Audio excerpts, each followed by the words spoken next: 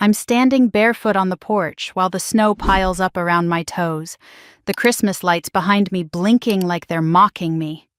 My mother's voice is still ringing in my ears, sharp enough to cut through the cold. "You can't do anything on your own, Lena, not one damn thing!" Then the trash bag, filled with God knows what, was shoved into my arms. A moment later, my father's hand slammed the door so hard the wreath nearly fell off, and the lock clicked like a final verdict. Behind me, perfectly decorated houses glow warm with holiday dinners, laughter, families, and there I am, standing in the snow with no coat, no home, and no family willing to claim me.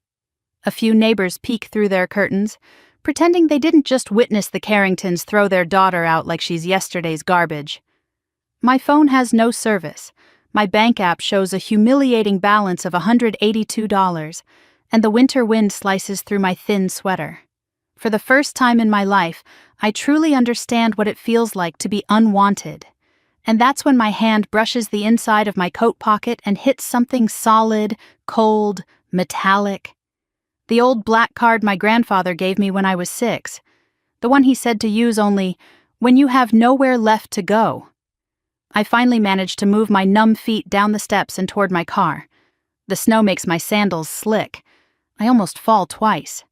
The trash bag tears open in my arms as I reach the sidewalk. Inside aren't my clothes or my documents or anything that belongs to me. Just random junk. A towel covered in bleach stains, a broken Christmas ornament, a half-burnt candle. They couldn't even give me the courtesy of my own things. My car groans when I start it, the engine whining like it doesn't want to cooperate. Honestly, same. I sit in the front seat with my hands shaking so hard the keys rattle. My breath fogs the windshield. The heater barely works, so cold air blows across my face while I stare at the house I grew up in. Now locked behind a door my parents made sure I could never open again. I replay the scene from 20 minutes earlier. Christmas Eve dinner burned in the oven because my mother was too busy criticizing my posture. My father complaining about the cost of the holiday lights. My brother rolling his eyes at everything I said, then the fuse blew when I told them I wouldn't co-sign a loan they wanted under my name. Suddenly I was ungrateful, selfish, and a leech. Their words piled up faster than the snow outside. My mother snapped first, calling me a disappointment. My father followed with a shouted, "Get out!" that echoed down the hallway. If I hadn't seen it with my own eyes, I wouldn't have believed how fast my family could discard me. They always said I'd come crawling back, but tonight, as I sit in my cold car staring at their warm windows, something shifts inside me. I don't want to crawl back ever again. But wanting strength and having options are two different things. My stomach growls, reminding me I haven't eaten since yesterday. I look at the time, almost midnight, and my body feels like it's made of hollow glass. I search for hotels nearby, but the prices might as well be $1 million. I try calling a few friends, but my mother spent years quietly isolating me from most of them. A part of me wonders if this moment is exactly what she wanted. For me to be so alone, I'd have no choice but to obey her forever. I refuse to let that be the ending. I drive to a 24-hour diner because it's the only place I can sit without being thrown out. The neon sign flickers as I park. The waitress gives me a look, sympathetic but cautious, as I slide into a booth and order the cheapest cup of coffee they have. I cradle it between my frozen hands like it's the last warm thing on earth. And then, like it's been waiting for this moment all along, the black card slips out of my coat pocket and clinks softly against the table. I freeze. I remember the exact moment my grandfather gave it to me. I was 6, sitting on his lap in the backyard while my parents fought inside. He pressed the card into my small hands and whispered, "One day, sweetheart, you'll need this. Use it only when you have no one else." At the time, I told him I would never need it. My parents loved me, or so I thought. The waitress passes by and glances at the card. Her eyes widen and she quickly looks away. You have one of those?" she murmurs before heading back toward the kitchen, like she shouldn't have said anything. I run my thumb over the smooth metal surface. No name, just numbers engraved in gold. It doesn't even look like a normal bank card. It looks older, heavier. Like a key to something I was never meant to open too early. I pull out my phone, 3% battery left, and search for the bank logo etched on the corner. Cumberland National Trust. Only one branch nearby is open until 6 the next day. The building looks like something out of an old movie, with marble pillars and brass handles. Far too elegant for someone like me.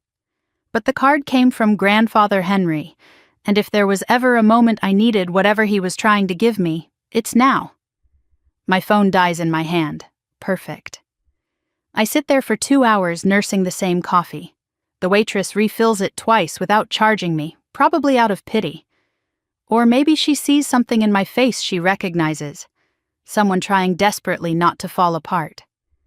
I keep the card hidden under my palm the entire time, afraid someone might see it, afraid of losing the one thing that might save me. Eventually, exhaustion wins. I stumble back to my car and curl up in the back seat, pulling my thin jacket over my knees.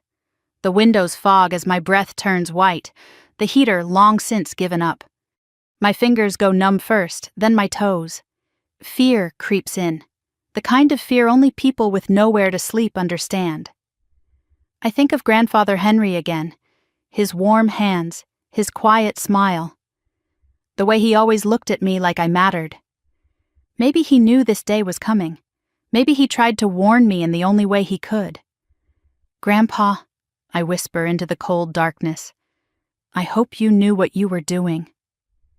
The black card lies against my chest, tucked under the jacket like a heartbeat I'm borrowing. Tomorrow I'll walk into that bank. Tomorrow I'll find out whether this card is worthless, or the one thing that can change everything. For the first time since being thrown out into the snow, I feel a flicker of something warm inside me. Not hope exactly, but possibility. And possibility is enough to survive one more night. The lights inside Cumberland National Trust glow warm against the gray morning. As I pull into the nearly empty parking lot, my stomach twisting so hard it feels like I swallowed a stone. I barely slept in the backseat of my car. My fingers are still numb when I grip the strange black card in my pocket, the only thing keeping me from collapsing under the weight of everything that happened last night. I sit there for a minute, engine off, breath fogging the windshield, trying to convince myself that I'm not insane for being here. But then I remember my mother's voice. "You can't do anything on your own," sharp enough to slice through bone. If I don't walk into that bank now, her words will become true. I refuse to let them become true. I open the door and step into the cold. The wind stings my cheeks as I walk toward the towering building with marble columns and brass-framed windows. It looks like the kind of place where real money lives. Old money. The kind of money my parents always pretended we came from, even though our house was financed through loans they always struggled to pay. This building doesn't belong to people like them. It definitely doesn't belong to people like me. Unless my grandfather meant what he said all those years ago. Inside, the air smells faintly of polished wood and winter coats. A receptionist in her 50s looks up from her desk and smiles the kind of polite smile bank workers always give customers they assume don't belong here. "Good morning. How can we help you today?" My voice almost catches. I need to check the balance on an old account. I have the card." I slide it across the counter. The receptionist's smile slips, not rudely, but with recognition. Unexpected recognition.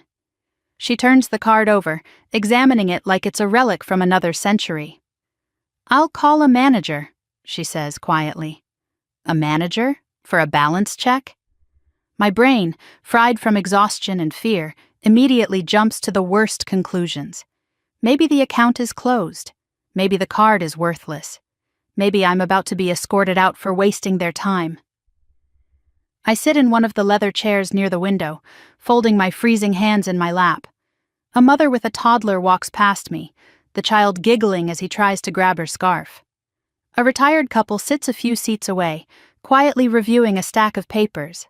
Normal people with normal lives on a normal morning. None of them know I'm homeless.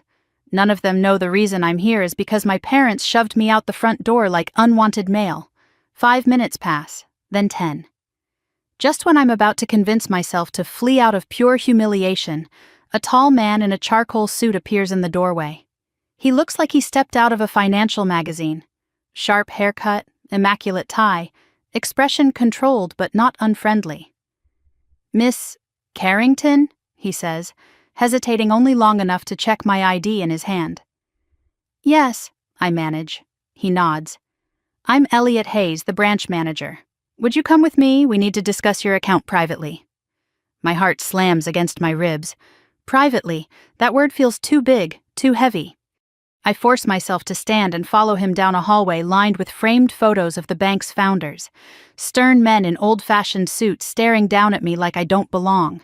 His office smells like cedar and something crisp and expensive. He gestures for me to sit, then closes the door behind us. "Before we proceed," he says, settling behind his desk, "I need to verify your identity." I hand him my driver's license with shaking fingers. He studies it, types something on his computer, and the screen reflects faintly in his glasses, a bright glow against his composed face. His eyebrows rise, only slightly, but I see it. "Miss Carrington," he finally says, "the card you brought in today is one of our legacy accounts. It hasn't been used in many years." He turns the screen toward me, and for a moment, everything inside me stops.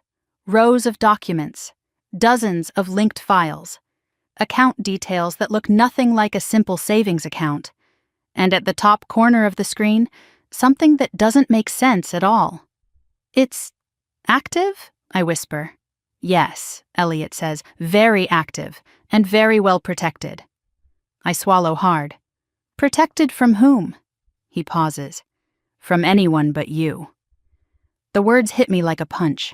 My grandfather wasn't dramatic. He wasn't cryptic. He didn't leave mysteries, except he did. He left this, whatever this is.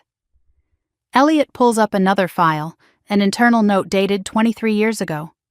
My eyes widen as I read the name, Henry Carrington, my grandfather. He set up this account when I was only 7.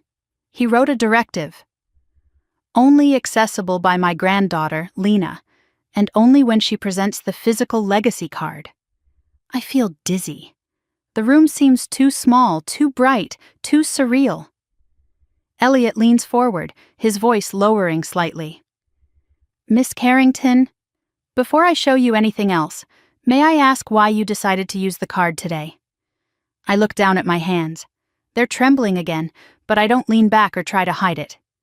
"My parents kicked me out last night," I say quietly. "On Christmas Eve. They didn't even let me take my things. I don't have money for a hotel. I didn't know what else to do." Elliot's expression doesn't change dramatically, but something in his posture softens. "I see." It's 2 small words, but they hold something I haven't heard in a long time. Respect. Or maybe concern. Or maybe compassion. Real compassion from someone who doesn't know me. Someone who doesn't benefit from comforting me. I force myself to stay steady. "I don't even know if there's anything in the account. I just remembered my grandfather said to use it if I had nowhere else to turn." Elliot nods slowly. He was very intentional about that. He clicks into another section on the screen. My stomach twists tighter. The numbers flicker into view. For the first time in hours, I inhale sharply. The breath feels like ice in my lungs. Is that... I can barely form the words. Is that the balance? Elliot doesn't answer. Not immediately. He lets the moment land, lets the truth sit between us. And then he gently rotates the monitor all the way so I can see it fully. But I don't. Not yet. Because I can't bring myself to look. I'm terrified. Terrified it's nothing. Terrified it's something. Terrified of what either possibility means. Finally, I force my eyes to the numbers. And everything inside me folds. I blink rapidly, unable to comprehend the digits, the commas, the length of the balance. My pulse spikes, a roaring in my ears drowning out everything in the room. "No," I whisper. "That can't be right." Elliot's voice is steady. "It is." The air leaves my lungs all at once. My hands fly to my mouth. I gasp like someone pulled me out of deep water. Because the number on the screen isn't small. It isn't even modest.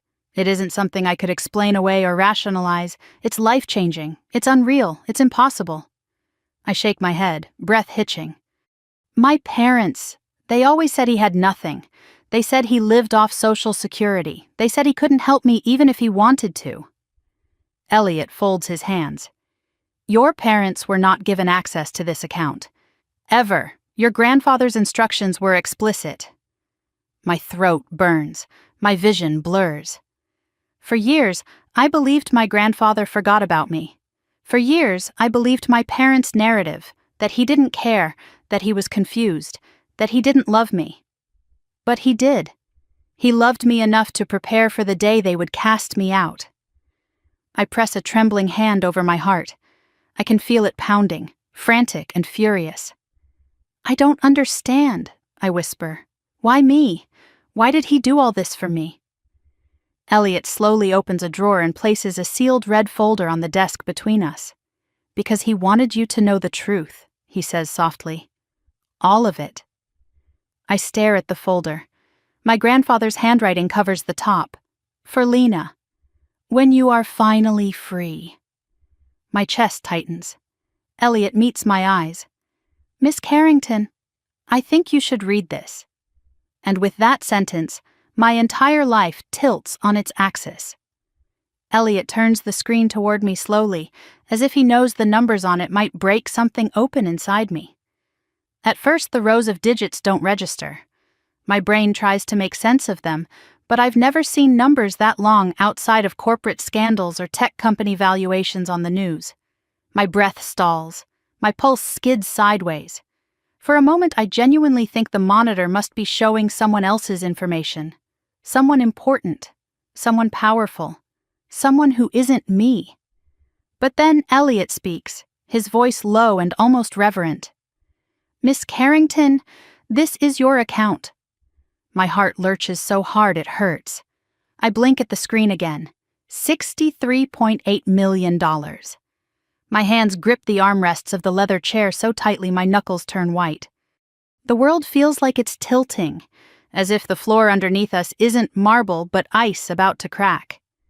There has to be a mistake. I can't even pay for a motel room. I slept in my car last night using a jacket as a blanket. I am the kind of person who measures grocery trips against how many days I can stretch a pack of pasta, and yet here I am staring at more money than my parents have seen in their entire lives. My voice cracks. That can't be real. Elliot doesn't smile, doesn't comfort me, doesn't sugarcoat. He simply nods once, firmly. It's real, and this is only the liquid portion. Only the liquid portion. The phrase makes my stomach swoop. He starts clicking through tabs, each one filled with information that knocks the air out of me. Commercial property deeds, land holdings in 3 counties, stocks in companies I recognize from headlines, a partnership in a robotics firm I've definitely heard about on the news. My grandfather, the quiet man who wore the same sweater for years, who ate canned soup for lunch, who insisted coupons were the cornerstone of a wise life, owned a fortune, more than a fortune, an empire. I'm still staring when Elliot reaches to the side and pulls a red folder from a locked drawer. He sets it gently in front of me like it's something living.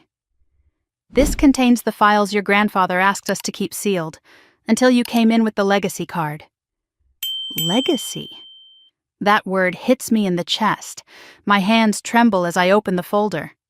The first thing inside is a handwritten letter addressed to me in my grandfather's looping script. The sight of his handwriting alone makes my throat burn. But before I can read it, a line of text printed on the inside cover catches my eye. For Lena's eyes only, the truth about your parents. A cold ripple moves up my spine. Why would he... I start. Elliot gently clears his throat. Miss Carrington, your grandfather was very deliberate. You were meant to know everything once you were no longer under their control. Under their control. Hearing someone else say it makes bile rise in my throat. My parents weren't strict. They weren't protective. They were suffocating, manipulative. controlling in ways I could never fully articulate. I turn the page. A timeline appears. Month by month, year by year. Documentation of my grandfather's last decade. Medical reports showing he was mentally competent. Banking notes, legal communications. Every detail carefully recorded in case he ever needed to prove his decisions. My parents always said he was confused, fading, losing touch with reality. They said that was why he never left them anything. Why he didn't want visitors. Why I shouldn't bother him with my presence. Lie after lie after lie. The documents show the truth. He begged them to let me visit him. Begged. My mother intercepted the letters he wrote. The folder contained scanned copies. Letters I never saw. One reads, "My sweet girl, I miss you every day. They won't let me see you. I don't know why, but please remember I love you more than life itself." A tear hits the page before I can stop it. My vision blurs. I grip the folder like it's the only solid thing in the room. "I never got any of these," I whisper, my voice cracking. "I know," Elliot says softly. "Your grandfather suspected they were intercepting them." I turn another page. A legal statement Henry filed after an incident 8 years ago. "If anything happens to me suddenly, investigate Richard and Elaine Carrington first." Seeing my parents' names in black ink under the words "suspected coercion" and "financial manipulation" makes my stomach twist. My grandfather knew. He knew what they were capable of, knew what they did to him, and what they would eventually do to me. I pick up the letter addressed to me. My fingers tremble as I unfold it. "My Lena, if you are reading this, it means they have cast you aside. I hoped it wouldn't happen, but I feared it would. They value control above all else. You must know this truth. None of their words about you were ever real. You were never weak. You were never a burden.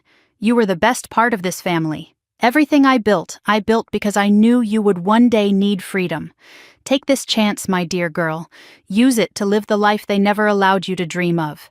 You are my legacy. With all my love, Grandpa Henry." I press the letter to my chest. A sob escapes me, raw and painful. For years, I thought he forgot me. I thought I wasn't worth remembering. I was wrong. My parents made sure I believed I was forgettable. They kept me small, quiet, obedient. They shaped my entire sense of self around the lie that I was unwanted. But here, in this folder, is proof of the opposite. Proof that the only person who ever saw me clearly left everything to me because he believed I deserved better. "Why me?" I whisper again. "Why not my father? Why not my brother?"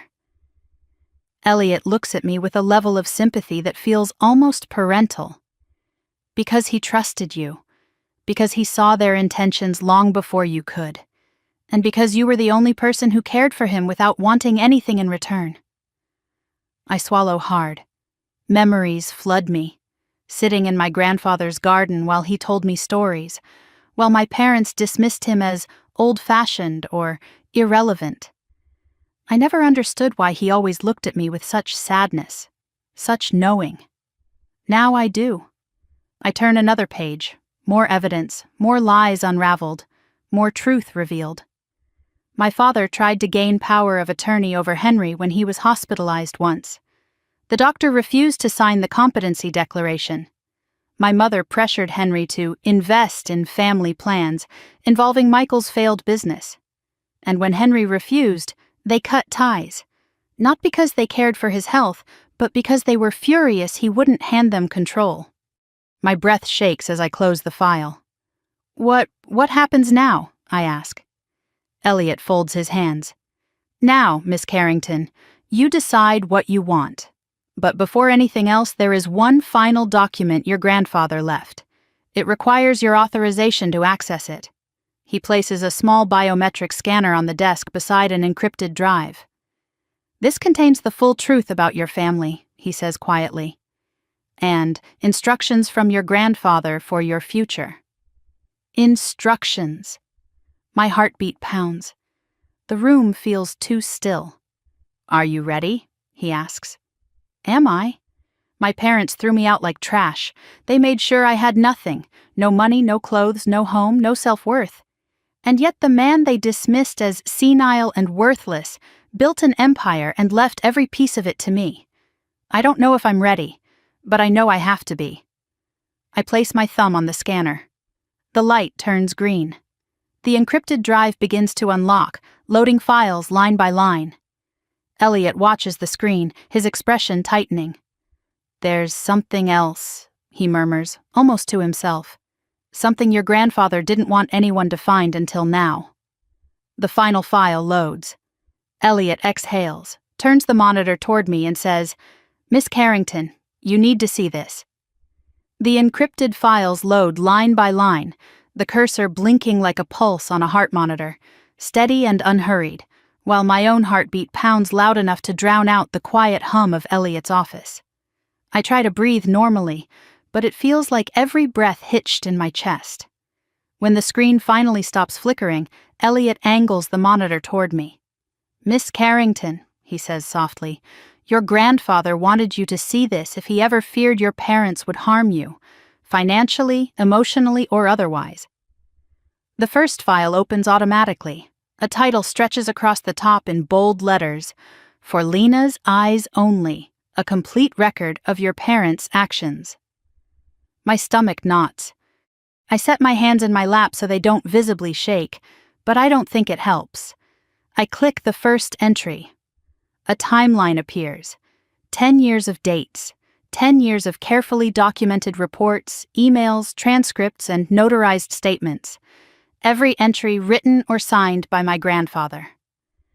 My throat closes slowly, like someone's squeezing it. The first note begins. "My son and his wife have begun attempting to control my financial decisions." I blink, reading it twice. My parents always claimed he was forgetful. "Losing touch with the world," my mother would say, shaking her head with exaggerated pity. My father called him unstable and said I should stop visiting him because it stressed him out. But the tone of this note is steady, clear, sharp. Nothing about it is confused. I scroll. Another entry appears, this one with a scanned doctor's evaluation. Patient is fully competent. No signs of dementia or cognitive impairment. Recommending continued independent living with regular medical check-ins. I feel like falling through the chair. Every story my parents told me collapses like it was built of tissue paper. They said he couldn't manage his money anymore. They said he was embarrassed to see me. They said he didn't recognize me. They said he didn't want visitors. All lies. The next set of files are letters, written in my grandfather's familiar looping handwriting, each addressed to me, each dated during a period when my parents told me he didn't want to see anyone. My breath catches. There are dozens. I click the first one. "My dearest Lena, I've written to you twice without a reply. I assume your parents are not giving you my letters." A sound slips out of me. Half gasp, half wounded noise, the kind I didn't even know I could make. I feel 10 years old again, sitting on my childhood bed wondering why I mattered so little. I click another. "I asked them again today if you could come visit. They said you were too busy. I hope you know I would drop everything to see you if I could." A tear falls onto the desk. I wipe it away quickly, embarrassed, but Elliot remains respectfully silent, as if he's seen grief take many forms and understands this one. Another document loads automatically, this one not a letter but a transcript. Meeting record, Cumberland National Trust. Attending, Henry Carrington, Estate Manager, initials EH, Compliance Officer. My grandfather's voice comes through faintly in the audio file, shaky only because of age, not confusion. "My son and daughter-in-law attempted to have me declared mentally incompetent today. They brought in papers they wanted me to sign. I refused." I stopped the audio, hands trembling harder. My parents tried to take his finances, tried to control him. They did the same thing to me in every way that didn't require a bank signature. "When was this?" I whisper. Elliot clicks to the date. 9 years ago. The year I graduated from high school. The year they forbid me from visiting him for his own good. It wasn't for his good.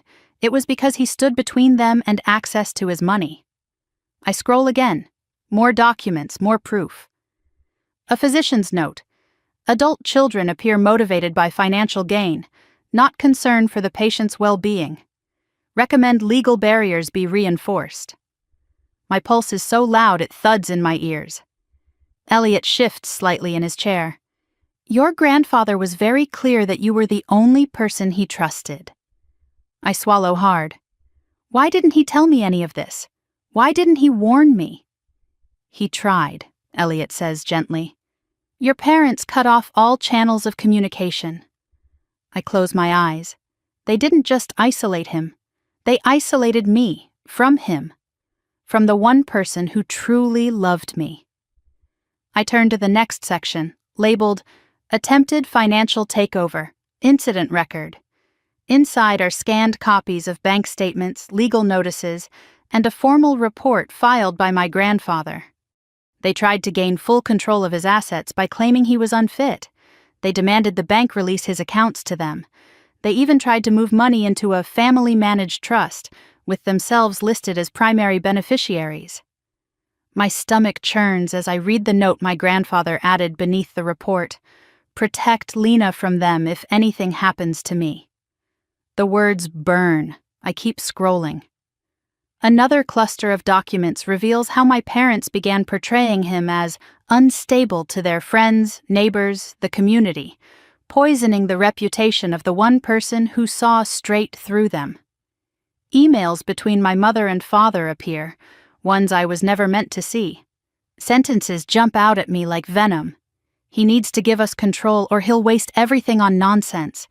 We deserve access. After everything we've done. If Lena keeps visiting him, he might leave her something. Everything finally, painfully, horribly makes sense. The sudden shift in their rules, the guilt-tripping, the coldness, the moments where they forgot to tell me he called, the pressure to distance myself from him. They did it because he loved me, and because they hated that. My throat stings. I scroll again. This time a map pops up.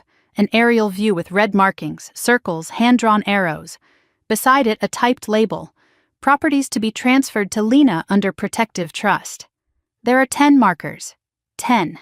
Not just money, not just stocks. Land, rented buildings, a stake in a robotics company. He built something massive and hid it from the very people who wanted to exploit him. I open the final document in the folder. A note handwritten in faint, shaky ink. My darling Lena, if you are reading this, then what I feared has happened. They have done to you what they tried to do to me. Do not let them back into your life. They will only take and take and take until there is nothing left of you. Use what I've left you to build a life of your own choosing. You have always deserved more than they ever gave you. I'm sorry I couldn't protect you more. But I prepared everything so that when they showed who they truly are, you would finally know who you truly are. Not their child, not their burden, not their failure. My legacy. Henry. I'm shaking so hard I can barely hold the letter. For years I thought I was unwanted, a disappointment, a problem, a burden too heavy for my parents to tolerate. But none of that was true. They weren't pushing me away because I was unlovable. They were pushing me away because they were terrified of what I might inherit, both financially and emotionally. What I might know. Who I might become. The door behind me clicks softly as Elliot stands. There is one more step, he says, voice still gentle. Your grandfather created multiple layers of protection. To access the sealed vault containing the rest of his instructions, legal, financial, and personal, we need your biometric authorization. My head spins. There's more? Yes, he says. Much more. I look at the black card on the desk. The strange weight of it. The way it hums with something like memory. My whole life I believed the story my parents fed me. Today, that story ends, and the real one begins. I straighten in the chair, wiping my tears with the back of my hand. Show me what he left, I say. Elliot nods and powers on the biometric scanner. The future glows on the screen, waiting for me to claim it. Lena walked out of the bank with the red confidential folder pressed tightly to her chest, snowflakes melting against the thin fabric of her sweater. The cold barely registered. Her mind was too full, too loud, bursting at the seams with everything she had just learned. $63 million. Properties, investments, letters her parents stole. A lifetime of truth buried under years of lies. Her entire world had broken open inside a marble office with brass fixtures and gentle lighting. She felt shaky, electrified, weightless in the worst and best way. She reached her beat-up car, slid into the driver's seat, and didn't start the engine. She just sat there, gripping the steering wheel, forehead against the leather. The parking lot around her blurred through the frost gathering on the windows. For a moment she closed her eyes and just breathed. She wasn't broken. She wasn't worthless. She wasn't what her parents said she was. She had proof. But with that proof came a new terror. What now? The black card rested in her pocket, warm from her touch. She pulled it out, running her thumb along the engraved gold numbers. Her grandfather had known. He had prepared for this. He had expected this. And that thought both comforted her and shattered her heart. 10 minutes passed, maybe 20. Eventually, she forced herself upright, wiping her face. She wasn't going to collapse in a bank parking lot, not when she finally had something resembling power. Her phone buzzed suddenly. Unknown number. We need to talk. Her stomach twisted. She blocked it before the fear could get a foothold. She turned the key and drove. The farther she got from the bank, the more surreal everything felt. It was like she was floating above herself, watching a version of her she barely recognized. The Lena who drove to the diner last night was homeless, desperate, shaking in the cold. The Lena leaving Cumberland National Trust was something else entirely. Not rich, not yet, not emotionally, but no longer someone her parents could crush. Eventually, she pulled into the parking lot of a small cafe she used to visit in college. Warm lights, fogged windows, the lingering smell of cinnamon and roasted coffee drifting out the cracked door every time a customer entered. She needed to sit, to think, to breathe like a human being and not a creature running from the wreckage of her own life. Inside, a Christmas tree glowed in the corner, decorated with mismatched ornaments from local schoolchildren. A couple in their 70s sat near the window, laughing gently about something in the newspaper. A barista hummed along to a holiday playlist. Normal. Everything felt so painfully normal. Lena slid into a booth, her hands still trembling as she opened the red folder. The documents inside were organized, neat, curated by someone who loved her enough to plan for a future she didn't know she needed. But this wasn't everything. Elliot had mentioned another meeting, someone else. She checked her phone. A voicemail from the bank. Miss Carrington, this is Elliot. Before you leave town today, please return to the branch. We need to complete the estate disclosures with our senior specialist. It's important. She shut her eyes, exhaling shakily. Important was an understatement. 20 minutes later, she was back in the marble lobby, snow melting off her boots. Elliot met her immediately, his expression more serious than before. He introduced her to a woman with silver hair, warm eyes, and a voice like steady oak. Miss Carrington, she greeted, offering her hand. I'm Marjorie Keene. I managed your grandfather's accounts for 22 years. Lena blinked. You knew him well? Marjorie's gaze softened. He was one of the most thoughtful clients I've ever had. He spoke about you constantly. The words hit so hard Lena almost forgot to breathe. Marjorie led them to a private conference room. Papers were already spread out across the table. Property maps, valuation reports, legal notes, investment summaries, and another box, smaller, locked. This, Marjorie said, touching the lid gently, was left in our care for you, but it required 2 forms of authorization, one from you, one from your grandfather. My grandfather passed, Lena whispered. Marjorie nodded. He provided a pre-recorded authorization video. "We'll use your biometric ID to complete the verification." Lena stared down at the box, her chest tight. This wasn't just money, this was intention, a legacy, protection, love. "Are you ready?" Marjorie asked. Lena nodded, even though she wasn't ready at all. The scanner beeped. A green light flashed. The lock clicked. When Marjorie lifted the lid, Lena felt the air thrum. Inside were keys. Dozens of them, each tagged with a neat handwritten label. A storage facility number, a farmhouse address she didn't recognize, a commercial building, something labeled Carrington Lot Do Not Sell, and a sealed envelope with corporate logos she traced with her finger in disbelief. "What is all this?" "Your grandfather's hidden portfolio," Marjorie explained. "He didn't trust your parents to know about it. He didn't trust anyone but you." Lena felt her throat close.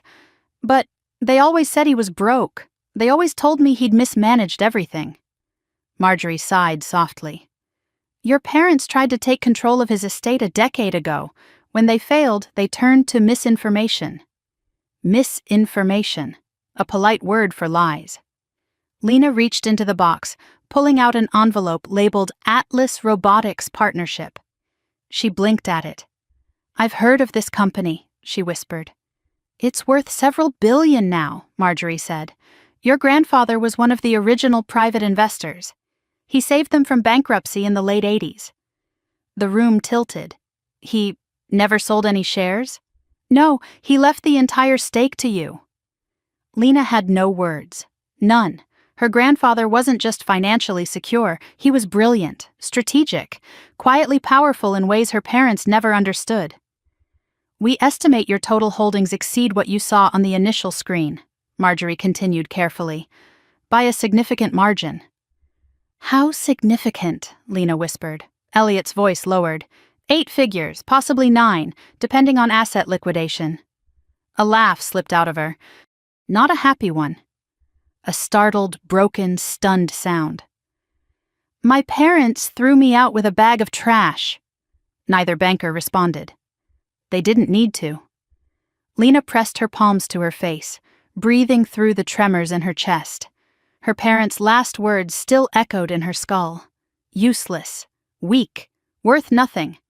But all along, the truth was the opposite.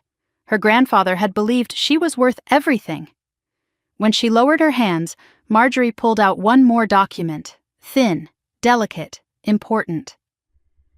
"Before his passing," she said, "your grandfather filed a protective clause. In the event your parents, or any party acting on their behalf, attempted to seize your inheritance, we were instructed to alert legal counsel immediately and place security measures on your access." "Legal counsel?" Lena echoed. "Yes. Your grandfather retained an attorney specifically for your future interests, Vivian Rhodes, one of the best in the state." Lena blinked. "Why would I need—" The question broke off because she suddenly understood. Her parents. They always tried to take control of things that weren't theirs, even when she was a child, even when it meant hurting someone. Her grandfather had known they might turn that greed toward her one day. He prepared for a war she didn't know she was living in. Elliot slid a sleek black business card across the table. "Vivian Rhodes, Eskian, Inheritance Protection and High-Risk Asset Disputes." Lena picked it up, the card heavier than it looked. "Call her," Marjorie said gently. "She'll guide you through the next steps." "Next steps," Lena repeated faintly. There are more steps?" Elliot nodded, his gaze steady. "Your parents will likely attempt something once they realize they no longer control you, especially if they ever learned about this account." A chill ran across her skin. "You don't think they already suspect something?" "I think," Elliot said carefully, "your arrival at the bank may trigger movement on their end." Her phone buzzed in her pocket. "Unknown number, we heard you stopped by the bank. Call us now." Her blood turned to ice. Elliot's expression hardened. "Miss Carrington, do not speak to them. Not directly. Not through intermediaries. Not at all. Lena swallowed. What do I say if they reach me again? Marjorie answered calmly. You say nothing. Lena closed the folder gently. She didn't feel powerless anymore. Terrified, yes. Overwhelmed, absolutely. But powerless, no. Her grandfather had given her a path out of the life her parents tried to trap her in. He had laid out the truth, brick by brick, for her to follow. She stood. Set the meeting, she said, gripping Vivian's card. I'm ready. Elliot nodded once approvingly, and as Lena walked out of the bank into the falling snow, the world didn't feel so impossible anymore. Hard, yes. Dangerous, absolutely. But she finally had something worth fighting for. Her life, her freedom, her future, and she wasn't giving any of it back. I'm sitting in my car outside the cafe with Vivian's business card still warm in my hand, the world tilting in slow circles around me. The folder on the passenger seat holds more truth than I've ever had in my entire life, and yet all I can think about is how empty I feel. Not of hope, of energy, of breath, of strength. My body feels like it's running on fumes after 2 nights of fear and no sleep. I'm telling myself to move, to stand, to get out of the car and drink something with sugar in it, but my limbs feel heavy and uncooperative. When I finally pull the door open, my legs wobble. I step out onto the sidewalk and the cold air steals whatever is left of my balance. My vision tunnels. The world shifts sideways. I hear a door chime behind me, and before I can brace myself, everything swoops. A pair of hands catches my arms before I hit the ground. Hey, hey, easy, you okay? The voice is deep, steady, and startlingly calm. I blink up and see a man with warm brown eyes, a dark coat, a doctor's ID still clipped to his pocket like he just walked out of a hospital shift. His gaze is focused, assessing in a way that's frighteningly competent. I'm fine, I lie. You're not fine, he answers, helping me toward a booth inside the cafe. You nearly fainted. He signals the barista without breaking eye contact with me. Water and orange juice, please. I sink into the seat, embarrassed, dizzy, my heart thudding against my ribs. He slides into the booth across from me, watching carefully. I'm Marcus, he says gently. Dr. Marcus Hale, cardiologist. Are you sure you're all right? I nod, even though my hands are trembling. Just tired. A lot's happened. His brow furrows. He doesn't ask questions immediately, just waits, letting me breathe. There's something disarming about him, not comforting exactly, but grounding, like he's used to talking people off emotional ledges. The drinks arrive. I take a sip of the orange juice, the sugar hitting my bloodstream like a jolt. Thank you, I whisper. Marcus nods. Do you have someone you can call? A friend? Family? A bitter laugh slips out. Not family. He doesn't push. Then someone else? I shake my head. My throat tightens. Maybe it's the exhaustion. Maybe it's the fact that, for once, someone is asking if I have support instead of telling me I'm a burden. He leans forward slightly. Look, I don't know what happened to you, but you look like someone who hasn't eaten or slept in too long, and you're shaking like you're freezing. I slept in my car last night, I admit quietly. His expression softens with something like sorrow. Then let me ask a different question. Are you safe now? The calmness in his voice catches me off guard. Because am I? I'm not sure anymore. I thought my new apartment would be a fresh start. Then I thought being thrown out of my parents' house would be the worst thing that could happen. Then I found out everything I knew about my grandfather was a lie. Now the truth sits heavy in my bag, and the danger feels close. Too close. I don't know, I whisper. Marcus doesn't look shocked the way some people would. He just nods once, as if confirming a diagnosis he already suspected. All right, tell me what you need. The question unravels something inside me. No one's ever asked me that. Not my parents, not my brother, not anyone who was supposed to care. My throat tightens. I need a place to think. I need to figure out my next steps. Then let's start with getting you warm and fed, he says. Everything else can come afterward. He signals for a menu even though I didn't ask for one. I try to protest, but he holds up a hand. I'm not doing this out of pity, he says gently. You just nearly collapsed. Let a doctor worry about you for 10 minutes. I nod because arguing feels impossible.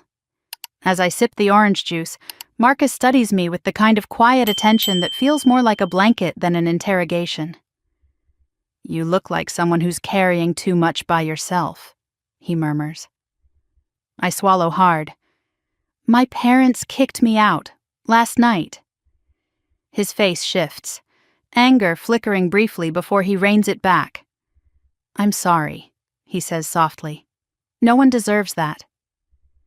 The simplicity of the statement makes my eyes sting. Because that's what I needed to hear last night. That I didn't deserve it. Not silence, not coldness, not the sound of the deadbolt sliding into place while snow soaked my socks. I take another shaky breath. They threw out a trash bag and said I could take whatever fit. It wasn't even my stuff. Marcus exhales sharply through his nose. That's cruel. He doesn't sugarcoat it. He doesn't make excuses for them. He doesn't say they were stressed or emotional. He calls it what it is, cruel. And somehow, hearing someone else name it makes the truth settle deeper in my bones. When the food arrives, scrambled eggs and toast, my hands tremble again. Marcus notices. Eat slowly, he says. Your blood sugar tanked. I nod and take a bite. Warmth spreads through my chest, thawing something I didn't realize had frozen. Do you have a place to stay tonight? He asks, once I've eaten enough to feel human again. I'll figure something out, I mumble, even though I have no idea where I'll go. He sighs quietly, not frustrated, more like concerned. I know you don't know me, and I'm not asking for details you're not ready to share. But if you need somewhere safe, the hospital lobby is open 24/7. Security is always present. You won't be alone. I look up at him, surprised. Why are you being so nice to me? He smiles softly, but it's a sad smile. Because 5 years ago, someone had to be kind to me when my world collapsed, and it saved my life. His grief is quiet, but unmistakable. A woman he loved. Gone. The shadow of her still sitting beside him in the booth. I'm sorry, I whisper. Me too, he says quietly, but kindness doesn't have to end with the people we lose. Silence settles between us, not awkward, not heavy, just real. When I finish eating, I gather my things to leave, but Marcus stops me with a gentle touch on my sleeve. Wait. He pulls a pen from his coat pocket and writes something on a napkin. His handwriting is steady, neat.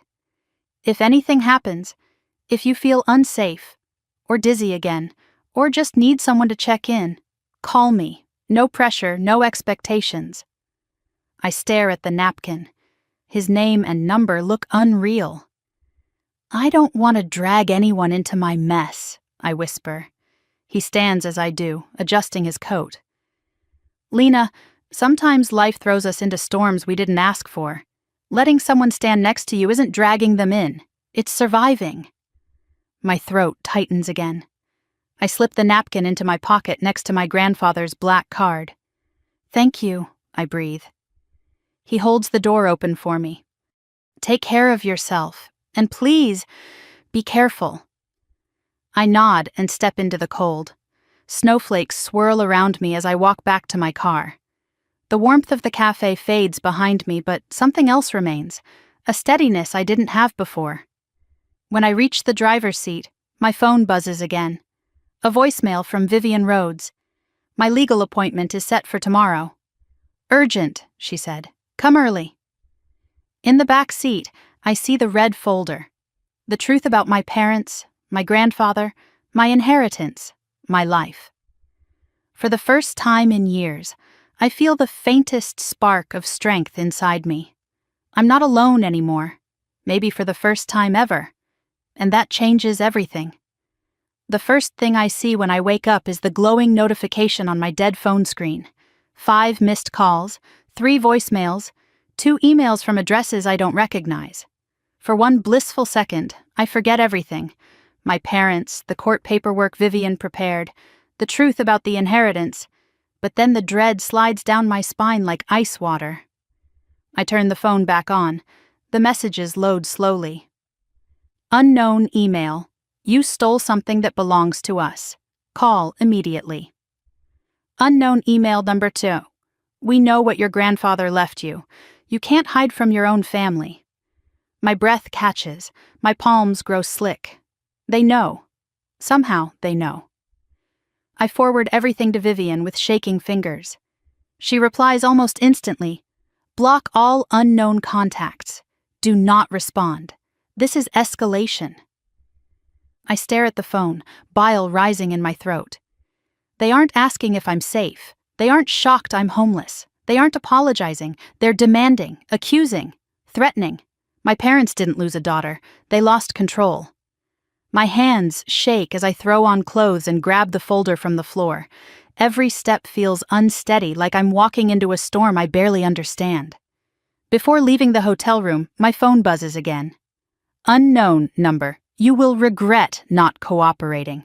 My stomach twists. I block it instantly and rush outside. The cold slaps me in the face as I hurry toward my car, eyes darting across the parking lot. And that's when I see it again. The gray sedan, the same one from yesterday, same tinted windows, same slow, predatory presence. It sits 2 rows away, engine idling, exhaust ghosting into the winter air. My pulse spikes. I duck into my car and lock the doors. I try not to look, but my eyes flick back anyway. The sedan doesn't move, doesn't drive away. It just waits. I breathe through my panic long enough to call Vivian. She answers on the second ring. Tell me everything.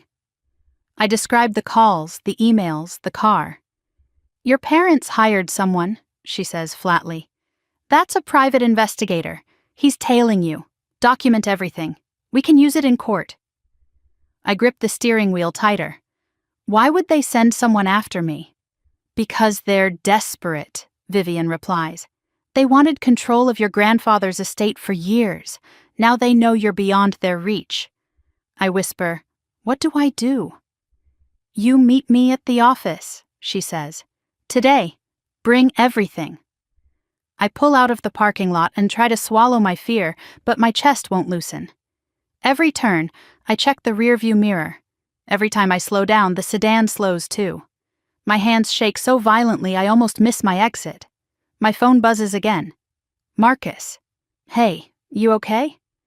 You sounded tense yesterday. I exhale a trembling breath and type back with stiff fingers. I think I'm being followed, he calls immediately. Lena, where are you? Are you safe? No, I whisper, because it's the first time I've admitted it aloud. I don't think I am. Stay on the phone, Marcus says. I'm heading toward my office at the hospital. Tell me exactly where you are. I follow his voice, steady and calm, until I finally pull into his hospital's parking lot. The sedan turns at the corner but doesn't enter. It waits across the street. Marcus meets me at the entrance. The moment he sees my face, he steps closer, lowering his voice. That car again? I nod. It's been following me all morning. He looks over my shoulder and sees the sedan. His jaw tightens. They're not bothering with subtlety. He walks me inside, stays nearby while I sit in the lobby, and only leaves when I assure him I'm calling Vivian next. His hand brushes mine before stepping away. You're not handling this alone, he murmurs. Not anymore. My chest tightens in a different way. Less fear, more something warm and unfamiliar. Then I head to Vivian's. Her office looks like the headquarters of a quiet, controlled storm.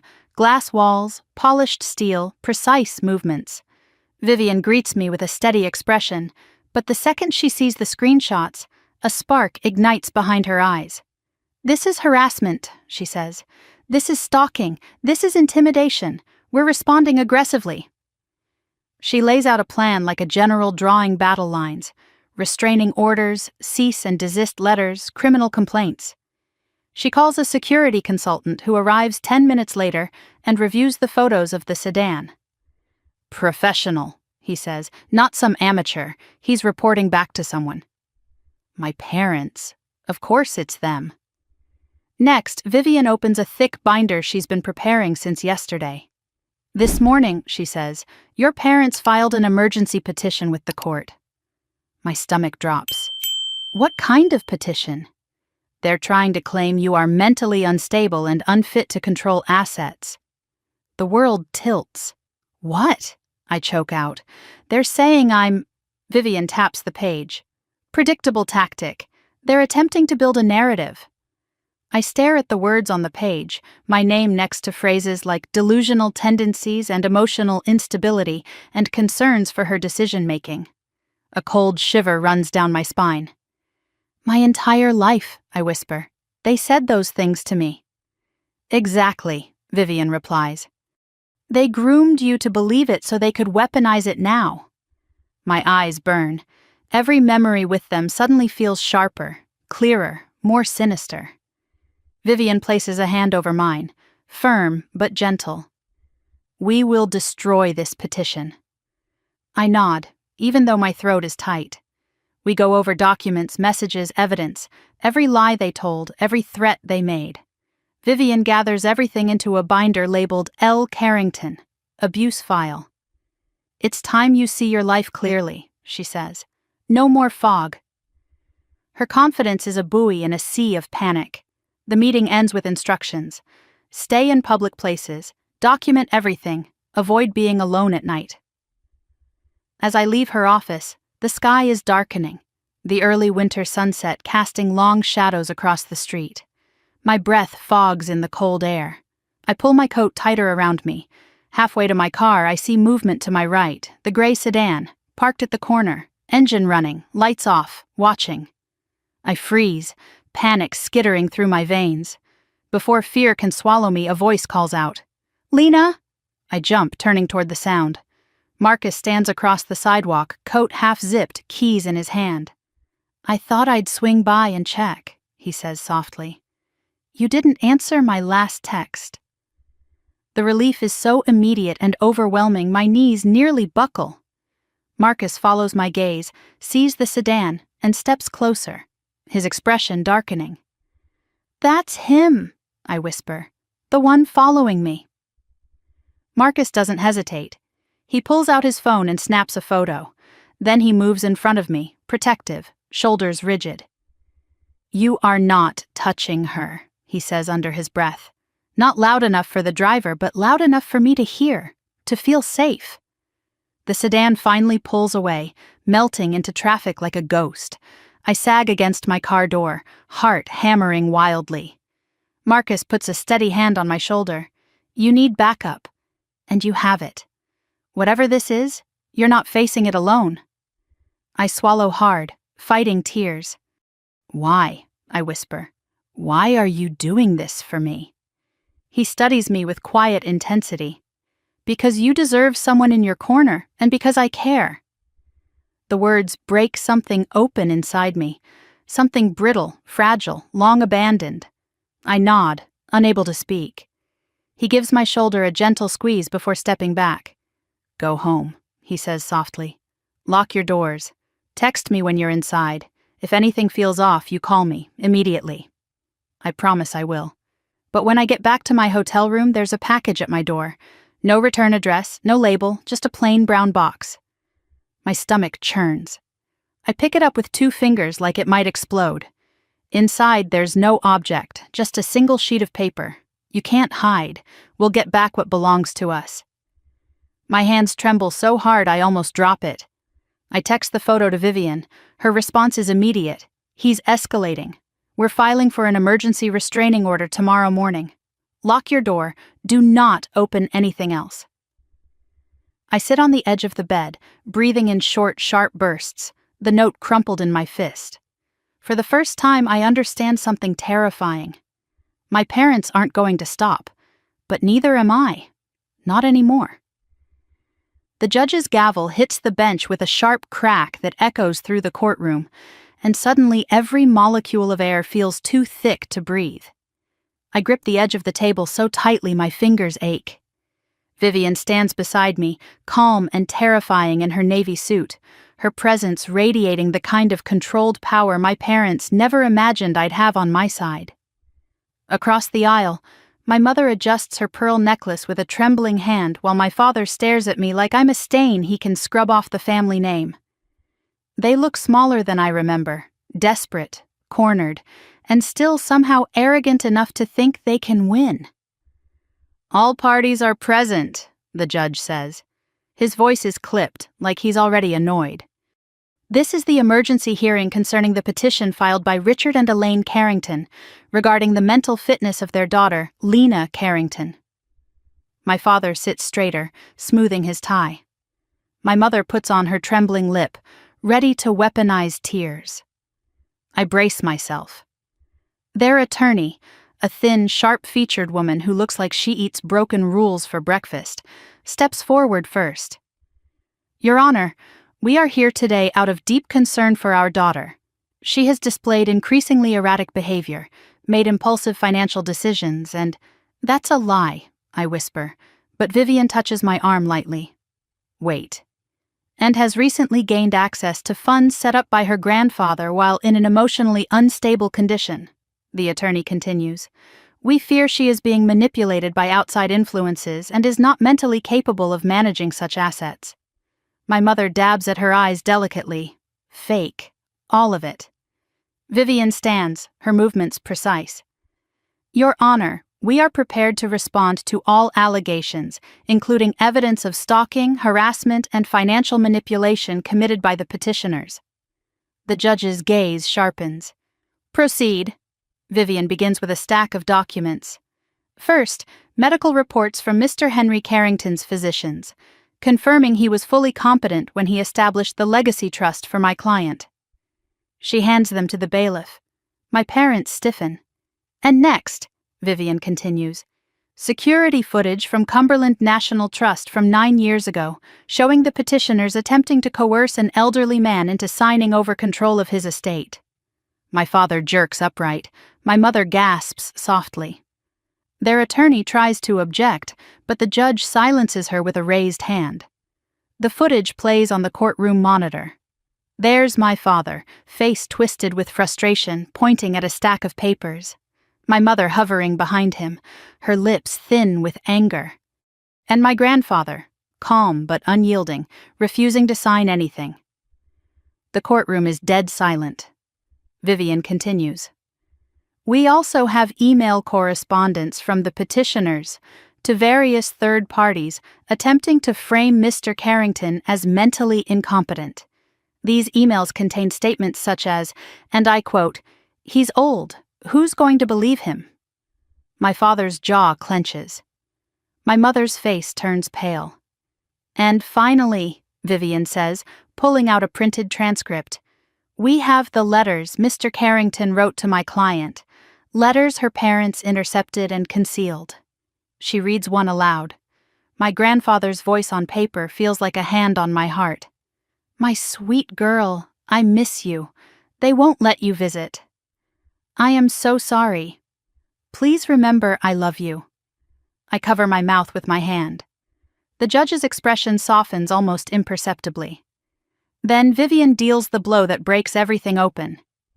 There is also evidence that the petitioners hired a private investigator to follow my client, including footage of the same vehicle appearing outside her hotel and trailing her on multiple occasions. She gestures to the screen again as images flash, my own photos of the gray sedan. My father bursts forward suddenly, slamming his hands on the table. That is taken out of context. The judge slams his gavel. One more outburst, and you will be removed. My father's chest heaves as he sinks back into his seat, eyes burning with fury. Your Honor, Vivian says, it is clear the petitioners are not concerned parents. They are individuals attempting to regain access to an estate they failed to seize from the rightful beneficiary. The opposing attorney stands, but even she looks rattled. Your Honor, we believe... You believe nothing with evidence to support it, the judge snaps, rubbing his forehead. He glances at the documents, then at me. His next words feel like oxygen. Petition denied. My breath rushes out in a shaky gasp. The judge continues, voice firmer now. Furthermore, due to the documented harassment, stalking, and attempted coercion, this court issues a temporary restraining order against Richard and Elaine Carrington, effective immediately. My mother's face crumples. My father goes scarlet. And, the judge adds sharply, I will be recommending this case be reviewed by criminal investigators for potential charges. My parents both whip their heads toward me, outrage written across their faces. Their attorney looks ready to sink through the floor. Vivian nods once, satisfied. Thank you, Your Honor. We exit the courtroom, and I lean against the wall outside, shaking. Relief and terror battle inside my chest. The threat is contained but not dead. Marcus appears in the hallway like he was waiting for this moment. He steps toward me slowly, as if unsure whether he's allowed to touch me. I don't realize I'm crying until he brushes a tear from my cheek. You did it, he murmurs. You stood up to them. I feel like I'm going to collapse, I admit. You're allowed to, he says softly. Just not alone. I let out a trembling breath. They aren't going to stop. No, he agrees. But now they have consequences chasing them, and you have people standing between you and them. Vivian steps out, her heels clicking decisively. Lena, we're not finished. There's still a long process ahead. But today you won, and you're safe for the moment. Safe, a word I haven't felt in years. Marcus takes my hand gently. Come on, let me walk you to your car. We step outside into the brittle winter air. The gray sedan is nowhere in sight today. Maybe, finally, the law scared them back into whatever shadows they came from. But as I reach my car door, my phone buzzes again. A new message. No number, no name. Enjoy your freedom while it lasts. My blood runs cold. Marcus sees my expression and takes the phone from my hand. When he reads the message, his jaw tightens in a way that sends fear and comfort warring inside me. He looks up slowly. They're not done, he says. Neither am I think. Not anymore. He hands me back my phone. We'll tell Vivian. We'll file it. We'll fight everything they throw. I nod, swallowing hard. I survived the hearing. I survived the exposure of a decade of lies. And with every new threat, every new attempt to pull me back under their control, something inside me hardens. My parents started a war, but I'm finally learning how to fight. The snow falls heavier the next morning, blanketing the streets in a cold, muffling quiet that somehow makes everything feel more dangerous. I stand at my hotel window, watching the flakes drift past the street lamps, my stomach tight with dread. The victory in court yesterday should have made me feel triumphant, but instead the silence after the storm feels like a warning. My parents lost their petition.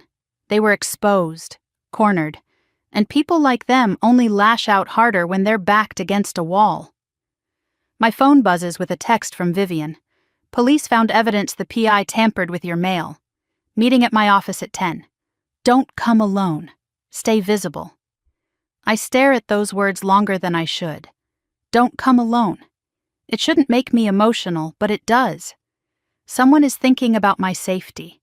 Not in a controlling way, not in a guilt-tripping way, just care. A second text comes through. Marcus.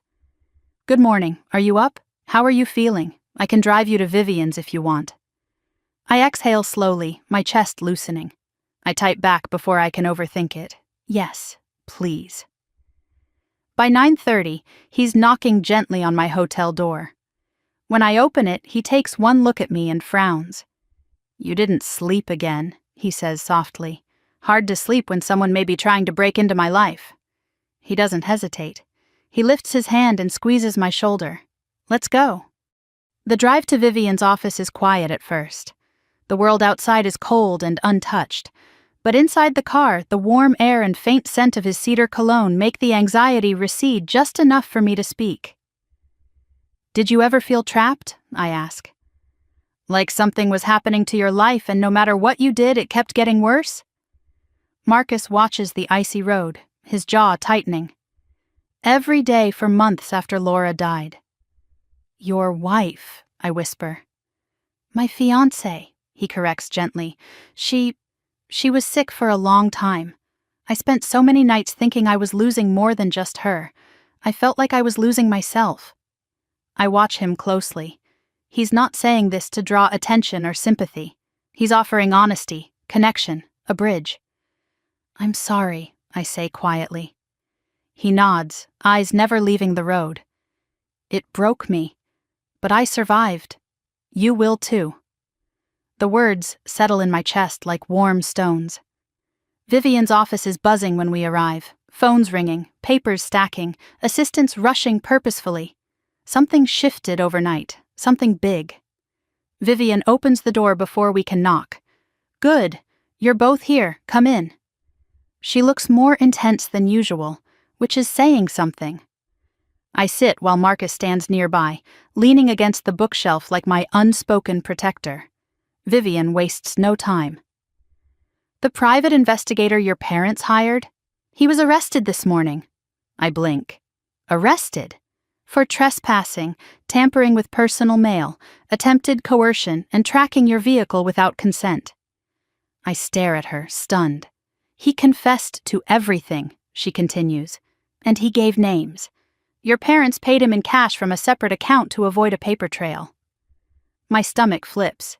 They're caught then? Vivian lifts a hand. It's not that simple. The PI is cooperating to lessen his charges. But he claims your parents received a tip-off about your inheritance months ago. Marcus shifts behind me. From who? Someone inside the bank, Vivian says. Someone who violated confidentiality rules. We're working with the bank now to identify the source. I grip the arms of the chair. So they've been planning this whole time? Since the moment they suspected you might have anything of value. My throat tightens. And throwing me out? That was part of the plan? Vivian nods grimly.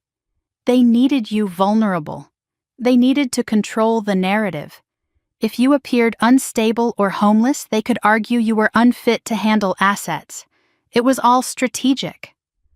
A wave of nausea rolls through me. They were trying to force you into a corner, Vivian finishes softly, to reclaim what they believed should have been theirs. I cover my face with my hands. Beside me, Marcus steps closer, resting a hand at the back of my chair. Then what do we do now? He asks Vivian. She gestures to a stack of documents. We go on offense. Her voice turns sharp, powerful. We file for a permanent restraining order. We file harassment charges. We file a civil suit for damages, including emotional distress, stalking, defamation, and attempted asset theft. And we open a criminal negligence investigation. My eyes widen. All of that? All of that, Vivian confirms. We overwhelm them legally before they can regroup. She hands me another document, this one bearing the seal of the county court. And there's something else, she adds, lowering her voice.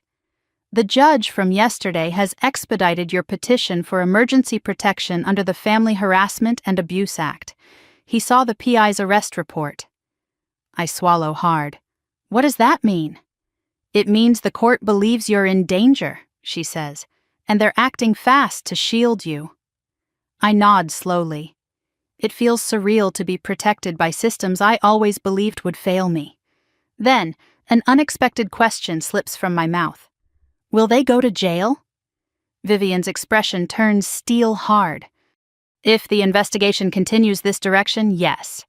Marcus exhales, relief and anger mixing on his face. Good. But then Vivian softens, studying me. Lena, she says gently, are you ready for that possibility? I sit quietly, considering it. Jail, my parents, behind bars. Part of me recoils. They're still my parents. They raised me, fed me, spoke the words, I love you, even if they never meant them the way normal parents do. But another part of me, the part they tried to crush, knows the truth.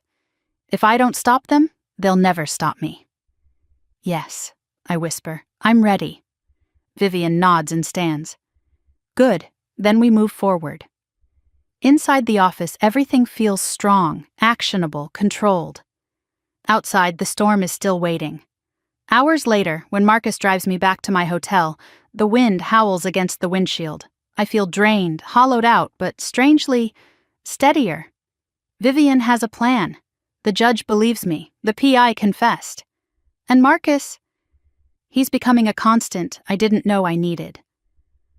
When he pulls into the hotel lot, he turns to me with a seriousness that makes my heart dip. You shouldn't stay here tonight, he says. It's okay, I begin, but he shakes his head. No, it isn't. His voice is calm but firm. Someone left a package at your door yesterday. That means they know where you sleep. A shiver crawls up my spine. Come stay at my place, he says gently. Just for tonight. I have security cameras, a doorman, and a 24-hour desk. You'll be safe. My heart twists. Not with fear, something else, something warm and frightening. I don't want to be a burden, I whisper. He steps closer, voice soft.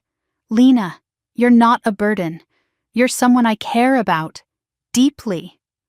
My breath catches. He holds out his hand. Come with me. And for the first time in my life, I reach for safety instead of running from fear. Yes, I whisper, slipping my fingers into his. I'll come. The elevator doors slide open with a soft chime, and warm light spills into the hallway as Marcus leads me toward his apartment.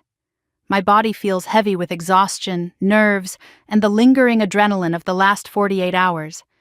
But there's also an unfamiliar sense of safety blooming in my chest.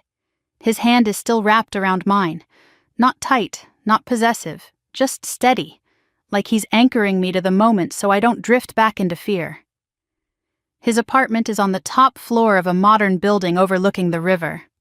When he unlocks the door and steps aside to let me enter first, I'm met with soft lighting, polished wood floors, and the faint scent of cedar and something warm and clean, like laundry just out of the dryer. It feels nothing like the homes I grew up in or the house my parents curated for appearances. This space feels lived in, safe, human. You can take the guest room, he says gently, nodding toward a hallway. Fresh sheets, towels in the closet, and the door locks from the inside. The last part hits me harder than it should. The idea of having a lock I control, a door no one can open without my permission. I nod, swallowing the lump in my throat. Thank you, I whisper. He gives a soft smile. You don't have to thank me for wanting you safe. I set my bag down, suddenly aware of how little I own. A few clothes, the red folder, my grandfather's card, the napkin with Marcus's number. My whole life distilled into a motel-sized pile. He disappears into the kitchen and returns with 2 mugs of chamomile tea. Drink, he says, gently pushing one into my hands. It'll help. I sink into the couch, letting the heat seep into my palms. Outside, the snow is still falling, catching the glow of the city lights as it drifts past the tall windows. The world feels quiet and distant, like I'm viewing it through glass instead of being crushed by it for once. Marcus sits beside me, leaving a respectful space between us. What Vivian said today, he begins, about your parents planning this for months. Does it make things clearer? A bitter laugh escapes me. Clearer, yes. Less painful, no. He nods. What hurts the most? I stare into my tea, watching the steam curl upward. That I kept trying, I whisper. I kept giving them chances, believing if I tried harder they'd be proud or loving or something. And the whole time they were planning to strip me of the only thing my grandfather entrusted to me. Marcus doesn't rush to fill the silence. He waits, letting me find the words. I always thought I was the problem, I say softly. That if I changed enough, they'd finally treat me like a daughter. But now I know they only valued me if I had something they wanted. He turns slightly toward me, his voice low and certain. That's not love, Lena. That's ownership. That's control. And you didn't deserve any of it. My breath shakes. Why didn't they love me? Why was their love always conditional? Because they're broken, Marcus says gently. Not you. You were just the easiest target. The truth of it sits heavily in my chest. I lean back against the couch, closing my eyes. Can I ask you something? Marcus murmurs. I nod. When this is over, what do you want your life to look like? I open my eyes slowly. The question is simple, but it hits me like a tidal wave. No one's ever asked what I want. My parents only cared what I could do for them. My grandfather asked once, but I was too young to know how to answer. Now? I don't know, I admit. I've never imagined a future that wasn't shaped by surviving them. Marcus shifts closer, not touching, just offering presence. Maybe, he says softly, it's time to imagine one now. The warmth that spreads through me isn't just from the tea. It feels like possibility, fragile but real. After a while, he stands. You should rest, he says gently. It's been an unbelievably exhausting week. I nod and follow him down the hall to the guest room. The soft lamplight, the neutral colors, the neatly folded blanket at the foot of the bed. It all feels too kind, too gentle, for the chaos inside my chest. Before he leaves the doorway, I speak. Marcus? He pauses. Yeah? Why are you doing all this? Really? He meets my gaze without flinching. Because I don't want to see someone good get crushed by people who should have protected her. And because... His voice dips, honest and vulnerable. Because I care about you more than I should, considering how fast this is happening. My breath catches. I don't know what to say. I don't know if I'm ready for more. But the truth is there, glowing between us. I don't want him to go. Stay with me, I whisper before I can rethink it. Just for a minute. I don't want to be alone. He hesitates, but only for a heartbeat. Then he steps inside and sits on the edge of the bed. His presence is calm, steady. He doesn't reach for me, he doesn't crowd me, he simply stays. After a few moments, I lie down, and he adjusts the blanket around me like it's the most natural thing in the world.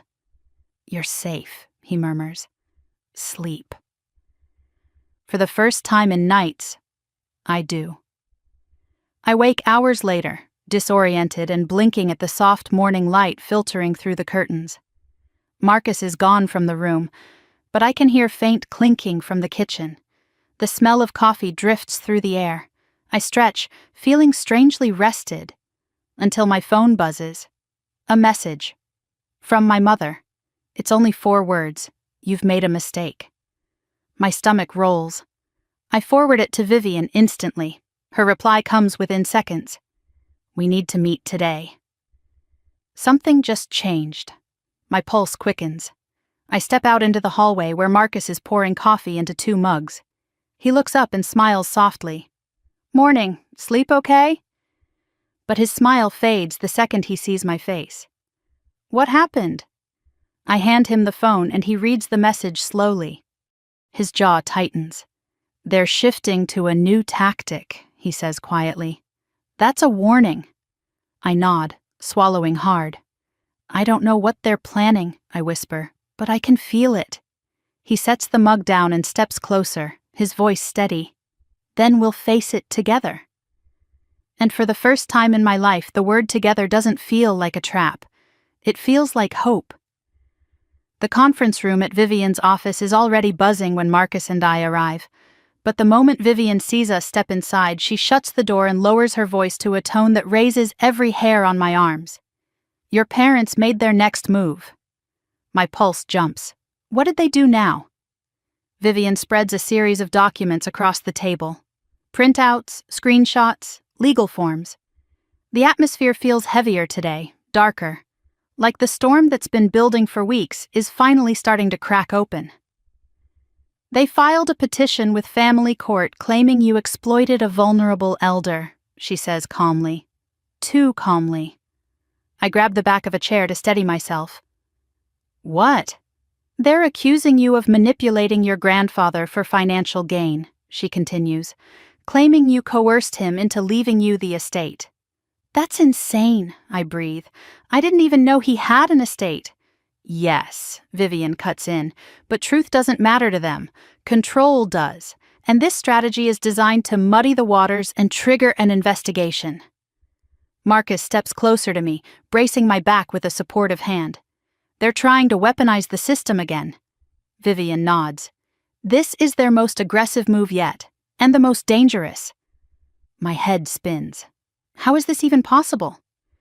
Because the petition triggers automatic review, she says, meaning social services and the state could open an inquiry into your grandfather's medical records, financial activity, and potentially your actions. I grip the edge of the table, feeling the world tilt. I didn't do anything wrong. Of course you didn't, Vivian says firmly, and we're going to prove it. But first, she lifts a thin folder from the pile and hands it to me. These are the emails your parents sent to their attorney last night. We subpoenaed them. I open the folder. The words blur for a second before snapping into sharp, brutal focus. She'll break under pressure. She always did. Once the investigation starts, she'll crumble. We need her unstable. We need her emotional. We need her alone. My breath catches in my throat. They wrote those words. About me, their daughter. My hands shake as I clutch the papers. Marcus takes them from me gently before they slip from my grasp. Vivian presses on, voice sharper now. They are actively discussing ways to make you appear mentally unfit, including sending people to observe your behavior in public places. My stomach twists. They're trying to bait me. Yes, Vivian says. They want you to snap, break down, anything that can be used against you. A cold chill sweeps up my spine. Every shadow, every set of footsteps behind me, every silent car. Had any of it been coincidence? Vivian leans forward, voice low and intense. Listen carefully, Lena. You cannot react to anything, not in public, not online, not in private messages. They want you emotional, don't give them what they want. I nod slowly, but terror churns in my chest. Is this supposed to scare me into giving up? I whisper. Yes, she says, and because you didn't give up, they escalated. Marcus jumps in, jaw tense. What if they try something physical? The PI was bad enough. Vivian lifts a hand. We're maximizing your legal protection. But there's another piece, something you need to see. She opens a sealed envelope and pulls out a USB drive. She plugs it into the projector. A video appears on the screen. My grandfather. Frailer than I remember. Sitting in a wooden chair near the old farmhouse window. The timestamp reads 3 months before he died. A lump forms in my throat. He begins speaking slowly, voice raspy but clear. If you're watching this, my dear Lena, then the time has come. Marcus moves closer, his hand finding mine. Vivian stands beside the table, silent. My grandfather continues. I know your parents. I know what they did to you. I know how they treated you and what they want from me. And from you. That is why I have done everything quietly. That is why this account and the properties are in your name and no one else's. My throat tightens painfully. You were the only one who ever visited without wanting something. You were the only one who spoke to me like a human being instead of a wallet. Tears prick the corners of my eyes. I am leaving these things to you because you have a good heart, and you will use these resources to build a life free of the chains they put on you. I clamp a hand over my mouth, stifling a sob. And if they challenge this, if they try to claim manipulation, know this.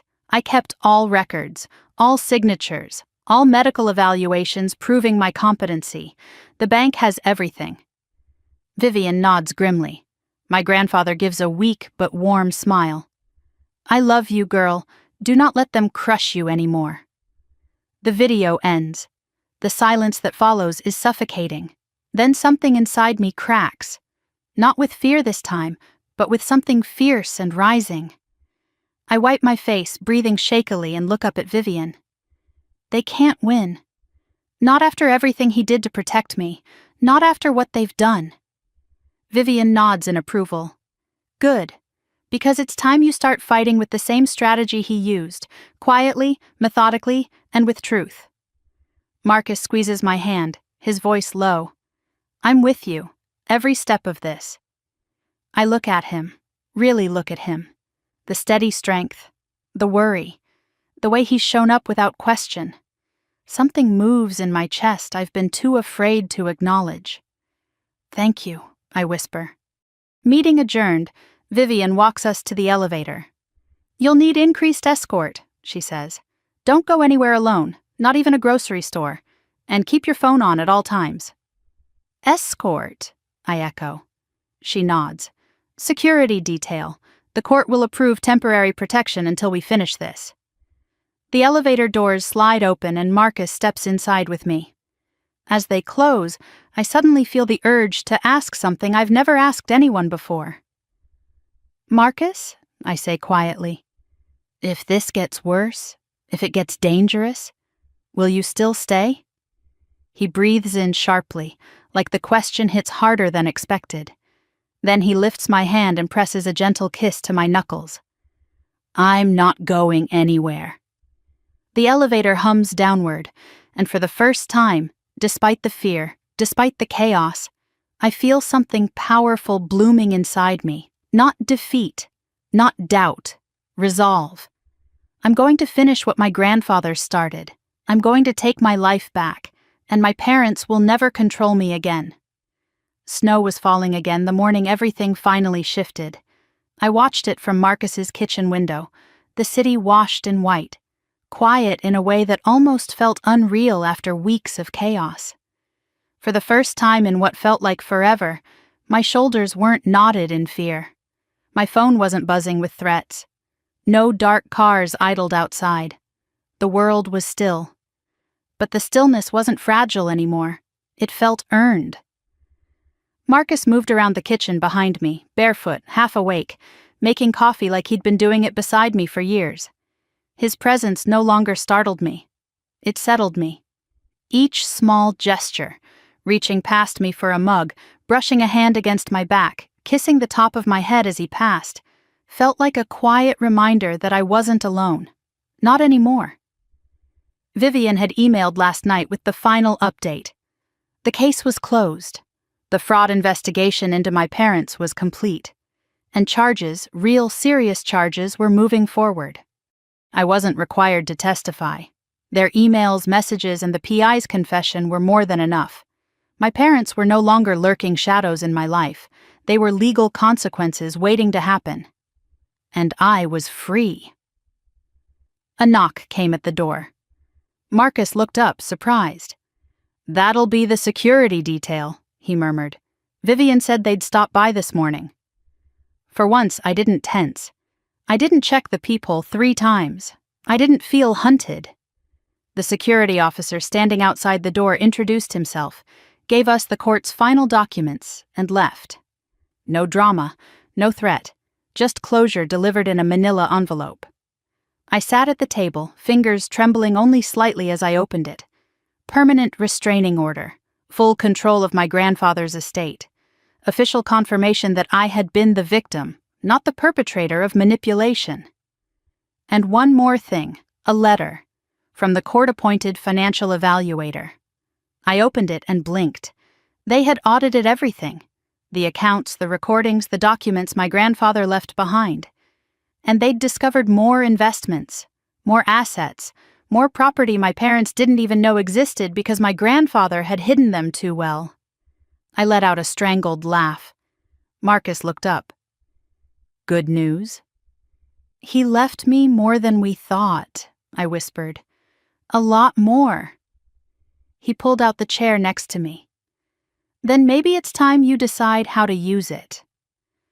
I stared down at the letter and felt something I hadn't felt in years. An open horizon. A future that belonged to me. Not shaped by fear or obligation. Not listened through keyholes or dictated by someone else's cruelty. Mine. Later that afternoon, Vivian called with one last update. "It's done," she said simply. "They can't touch you again." I stepped out onto the apartment balcony as she spoke, listening to the hum of the city below, breathing in cold air that tasted like relief. When we ended the call, I stayed there a while, letting the wind tangle my hair, letting the reality of my new life sink in. Marcus joined me a moment later, hands tucked into his pockets. "You okay?" I nodded. "I think, for the first time, I know what that feels like." He smiled the way he always did when he wanted to make sure I believed in myself. "What's next, Lena?" I turned to him, feeling warmth spread through my chest. "I want a home," I said softly. "A real one. Not a place to hide, a place to live, a place where I can breathe." He nodded slowly. "Good. And," I hesitated, searching his face, "I want you there. If you want to be." His expression softened, gentle, steady, full of something that felt a lot like promise. "I'm not going anywhere," he murmured. "Wherever you go next, I'm right beside you." I didn't realize I was crying until he brushed a tear away with his thumb. Weeks later, when the last snow melted and the first signs of spring touched the edges of the city, we stood in front of a little brick house just outside town. A quiet street. A yard my grandfather would have loved. A porch where light pooled in the afternoons. Not a mansion, not a fortress. A beginning. A symbol of everything I'd built for myself. Freedom, safety, peace. Inside, we painted walls, unpacked boxes, and built a life. Marcus filled the kitchen with laughter and music. I filled the shelves with books and the windowsill with plants.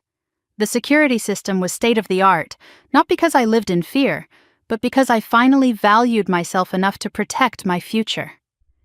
And sometimes, when the sun slanted right and the world felt particularly gentle, I could almost feel my grandfather in the house with me, watching over me the way he always wanted to. I visited his grave one morning in early summer. The air was warm, and the flowers I brought rustled softly in the breeze. "You were right," I whispered, "about all of it. Thank you for believing in me before I ever learned to believe in myself." I laid the flowers down and rested my hand against the cool stone. "I'm okay now," I said. "I'm finally okay." As I walked back to my car, I felt lighter, stronger, whole. And when I got home, my home, Marcus was waiting on the porch, smiling the way someone smiles when they know they've found the place they're meant to stay. If you've made it this far, thank you for sharing this journey with me. If you've ever felt trapped, betrayed, or underestimated, I hope my story reminds you that your worth isn't defined by the people who fail to see it. Drop a comment and let me know where you're watching from, and don't forget to like and subscribe so you never miss a new chapter. There's more to come, and I'd love for you to stay with me as we keep moving forward. Together.